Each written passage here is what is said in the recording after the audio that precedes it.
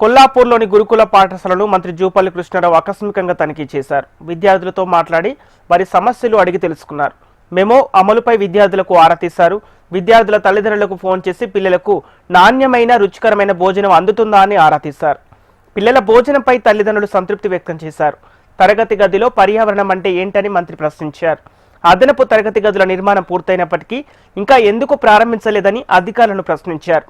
పెద్దాపురం గ్రామానికి చెందిన బాలిక తల్లిదండ్రుల మీద బెంగతో రోధిస్తూ మంత్రి కంటపడ్డారు.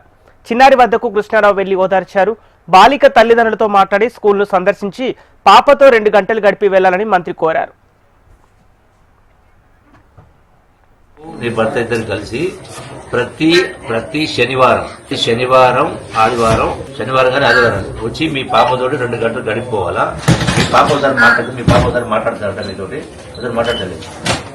ఎందుకంటే ప్రతి వారం రావాలి. ఓకేనా?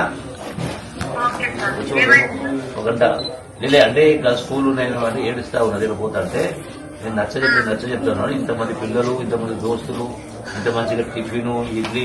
మీ ఇంట్లో ఏం టిఫిన్ చేస్తారు చెప్పు నాకు. మీ ఇంట్లో ఏం టిఫిన్ చేస్తారు రోజు మీ బాబుకు? ఏముండదు టిఫిన్ అంటే ఏం చేస్తారు అంటే అంబలా లేకపోతే కొర్రలా జొన్న రొట్టెనా ఏం చేస్తావు? ఏమి లేదు.